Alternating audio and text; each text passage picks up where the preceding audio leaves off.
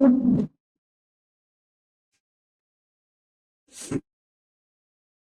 बच्चों, आप सभी का स्वागत है आपके अपने यूट्यूब चैनल में। और आज हम फिर उपस्थित हैं लेकर एक नया चैप्टर हिंदी के अंतर्गत, जिसमें आप आज पढ़ने वाले हैं, कहते हैं ना, अनेक शब्दों के लिए एक शब्द, या बोला जाता है वाक्यांश के लिए एक शब्द। क्या कहते हैं? वाक्यांश के लिए एक शब्द। ठीक है जी, ठीक है। चलिए शुरुआत करते हैं अपने टॉपिक की और देखते हैं कि किस तरह से प्रश्न परीक्षा में पूछे जाते हैं और आप उनको किस तरह से कर सकते हैं, यानी आसानी के साथ। चलिए, परिभाषा यानी कि आपको क्या पढ़ना है, देखिए। ऐसा सार्थक शब्द जो किसी वाक्य या वाक्यांश के स्थान पर प्रयुक्त किया जाता है, उसे अनेक शब्दों के लिए एक शब्द कह सकते हैं या कहते हैं। ठीक है जी। या ऐसे शब्द जो अपने आप एक पूरे वाक्य का, वाक्यांश का अर्थ रखते हैं, उन्हें अनेक शब्दों के लिए एक शब्द कह सकते हैं। क्लियर जी। चलिए आगे क्या कहा उसने, आगे बताया कि बिना उदाहरण के तो बात नहीं बनती। चलिए देखते हैं। जैसे जिसके माँ बाप ना हो उसे क्या बोला जाता है? अनाथ बोला जाता है। तो इतना वाक्य एक शब्द ने क्लियर किया। जिसका कभी अंत ना हो क्या बोला जाता है? अनंत बोला जाता है। थोड़ा जानने वाला अल्पज्ञ कहलाता है। जो न जाना जा सके क्या कहलाएगा? अज्ञ कहलाता है। क्या कहलाता है? अज्ञ कहलाता है। क्लियर जी। चलिए आगे बढ़ते हैं और आराम से पढ़िएगा। हर प्रश्न का सही जवाब देना है और हर प्रश्न आपकी परीक्षा में पूछा जा चुका है। ठीक है जी। पुस्तकालय में हाथ से लिखी एक भी पुस्तक नहीं है। पुस्तकालय में हाथ से लिखी एक भी पुस्तक नहीं है, यानी क्या नहीं है? छाया प्रति नहीं है, प्रतिलिपि नहीं है, पंडुलिपि नहीं है, या चित्र पुस्तक नहीं है। क्या नहीं है? तो हाथ से लिखी एक भी पुस्तक नहीं है। हस्तलिखित को क्या कहते हैं? पंडुलिपि बोला जाता है। क्या बोला जाता है बच्चे? पंडुलिपि बोला जाता है, हस्तलिखित। ठीक है जी, ठीक है।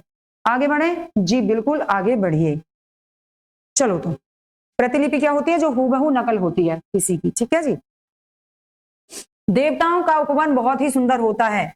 देवताओं का उपवन बहुत ही सुंदर होता है, इसके लिए एक शब्द आपको बताना है। क्या राधा रानी वन बोला जाता है? हाँ, स्वर्ग बोल सकते हैं उसे, लेकिन स्वर्ग नहीं है। अशोक वाटिका किसे कहते हैं? जिसमें अशोक के वृक्ष लगे होते हैं। अशोक के वृक्ष लगे होते हैं,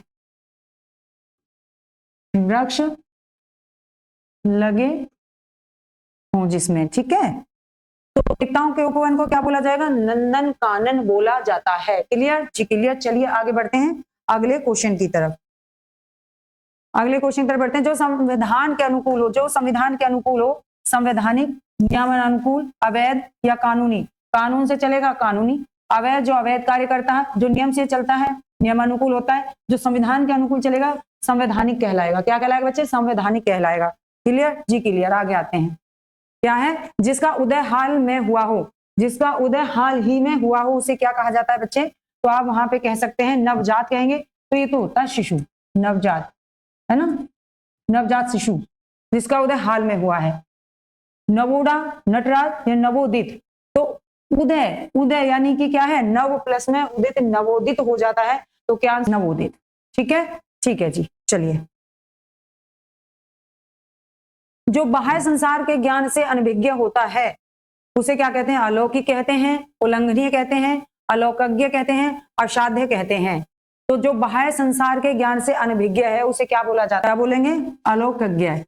ठीक है, क्या बोलेंगे बच्चे? हो जाएगा सी ऑप्शन आपका, अलौकिक बोला जाता है। ठीक है जी, ठीक है। आगे बढ़े।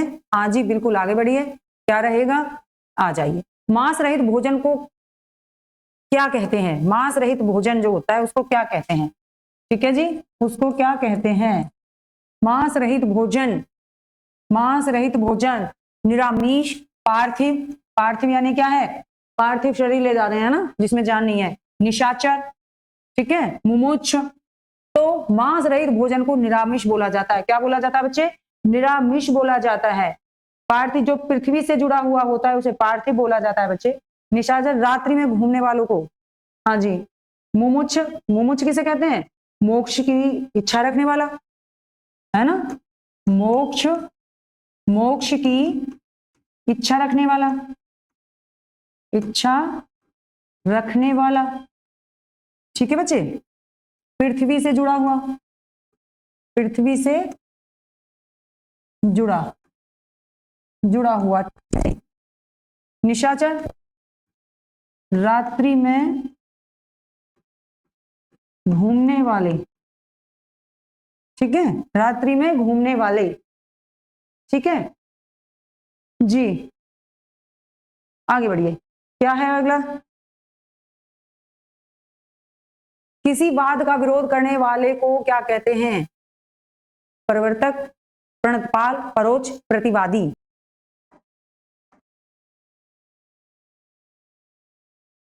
किसी बात का विरोध करने वाला प्रवर्तक होता है क्या? प्रणतपाल होता है? परोक्ष होता है? नहीं। क्या होता है? प्रतिवादी होता है। क्या होता है बच्चे? प्रतिवादी होता है। अब बात आती है किसकी? प्रवर्तक। किसी काम को चलाने वाला उसे प्रवर्तक कहते हैं। भाई किसी कार्य को कर रहा है कोई, किसी ने बुक लिखी है, वो क्या है? कहें ये बुक किसने लिखी है, तो वो क्या कहलाएगा? उसका प्रवर्तक। ठीक है, किसी काम को करने वाला, किसी कार्य को जो कर रहा है वो क्या है? उसका प्रवर्तक है। ठीक है, फिर क्या है? हाँ, प्रणतपाल दीन दुखियों की रक्षा करने वाला होता है। प्रणतपाल क्या रहेगा? दीन दुखियों की रक्षा करने वाला।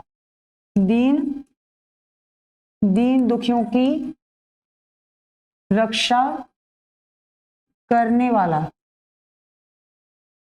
ठीक है जी, ठीक है, चलिए आगे बढ़े, आगे बढ़े। परोक्ष किसे कहते हैं? जो आंखों के सामने ना हो। कहाँ है? परोक्ष परे है। अच्छा, आंख के सामने नहीं है, परोक्ष आंखों से परे, यानी आंखों के सामने ना हो जो। निम्न में से पीछे चलने वाला क्या कहलाता है? पीछे चलने वाला निर्गम, पिछलग्गु, अनुगत या आगत। निर्गम किसे कहते हैं? जिससे कोई वस्तु बाहर निकलती है वो निर्गम कहलाता है। ठीक है, हाँ जी। आगत क्या होता है? आया हुआ, आया हुआ। ठीक है, और अनुगत माने होता है पीछे चलना, अनुगत। ठीक है जी, ठीक है, आगे बढ़ते हैं। अपना मतलब साधने वाले को क्या कहते हैं? अरे ये तो सीधा ही है। अपना मतलब साधने वाले को तो सीधा सीधा आपके सामने दिख रहा, स्वार्थी है, उपही है, व्यापाद है, परमार्थी है। जल्दी जल्दी बता दीजिए इसका तो जी। परमार्थी क्या होता है? परोपकारी। परमार्थी क्या होता है? परोपकारी होता है जी, बताइए।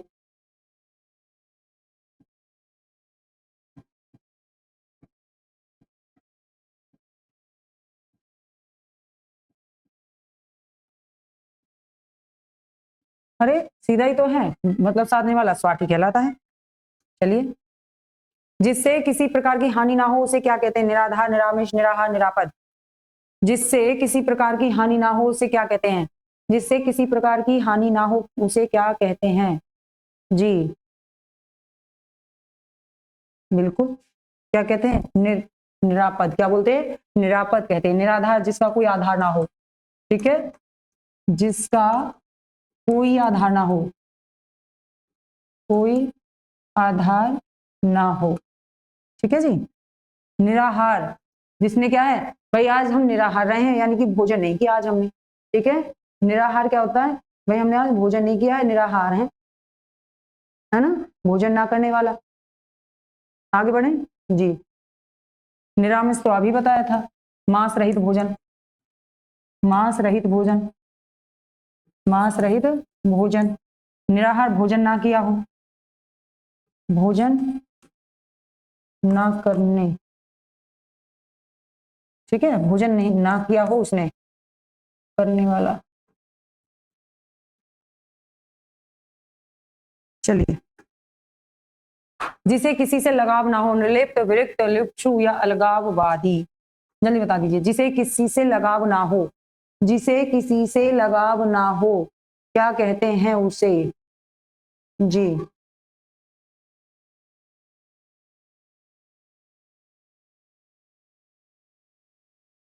किसी वस्तु की लालसा करने वाला क्या कहलाता है? लिप्सु कहलाता है। किसी चीज से क्या हो गई हो? विरक्ति हो गई है, निर्लिप्त। क्या हो जाएगा? जिसे किसी से लगाव ना हो निर्लिप्त कहलाता है। विरक्ति माने किसी चीज की चाह नहीं है, उसे विरक्ति हो गई है। यहाँ पे जो किसी चीज की चाह ना रखता है वो क्या कहलाता है? लिप्सु कहलाता है। अलगाववादी तो जानते ही हैं। चलिए, जहां आसानी से पहुंचा जा सके, सरल, दुर्गम, सुगम या सुगम। तो भाई इसको तो काट दीजिए। ठीक है, सुगम जहां आसानी से पहुंचा जा सके, सरल, दुर्गम कैसे रास्ते हैं, क्या हो जाएगा? सुगम हो जाएगा। और जहां जाना कठिन है, जहां जाना कठिन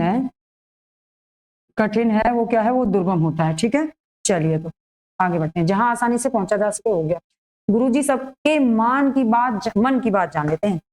गुरुजी सबके मन की बात जान लेते हैं बच्चे, गुरुजी सबके मन की बात जान लेते हैं, समझे आप लोग।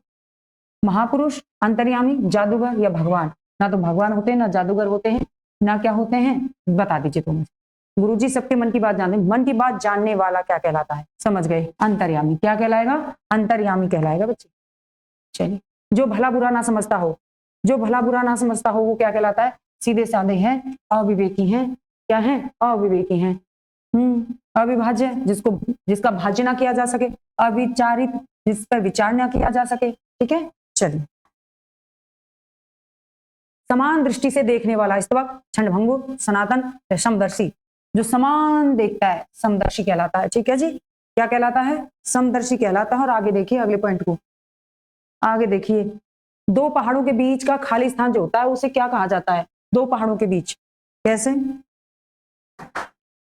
दो पहाड़ों के बीच का जो एक खाली स्थान होता है इसको क्या बोलते हैं बच्चे, जमीन बोलते हैं, ढलान बोलते हैं, पर्वत बोलते हैं, क्या बोलते हैं, घाटी बोलते हैं उसे। क्या बोलते हैं बच्चे, घाटी बोलते हैं। जिसकी कोई रक्षा ना कर रहा हो, जिसकी कोई रक्षा ना कर रहा हो बच्चे, सीधा सा अलभ्य बोलते हैं, अरिष्ट बोलते हैं, अयाचित बोलते हैं, आरक्षित बोलते हैं।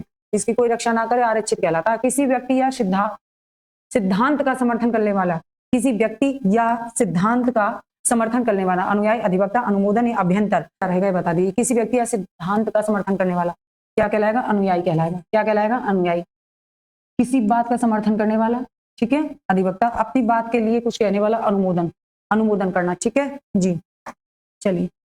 नगर में रहने वाले को क्या कहा जाता है, नगर में रहने वाला नगर वधु बन जाती है क्या, नगर में रहने वाला नगर वधु हो जाता है, लहरी हो जाता है, नौकर हो जाता है, नागरिक हो जाता है बच्चे। क्या हो जाता है, नागरिक हो जाता है। किसी बात पर बार बार जोर देना क्या कहलाता है, आक्षेप कहलाता है, असमान कहलाता है, आग्रह कहलाता है, आमरण कहलाता है। क्या कहलाता है बच्चे, आग्रह करना कहलाता है। क्या कहलाता है, आग्रह करना कहलाता है। और इस तरह से ये चैप्टर हो जाता है खत्म। जितने भी क्वेश्चन कराए सभी क्वेश्चन परीक्षा में पूछे गए हैं, तो ध्यानपूर्वक पढ़ेंगे क्योंकि बार बार इसी तरह के प्रश्न परीक्षा में पूछे जाते हैं। तो नेक्स्ट वीडियो लेके फिर उपस्थित होंगे, तब तक के लिए धन्यवाद, थैंक यू, नमस्कार।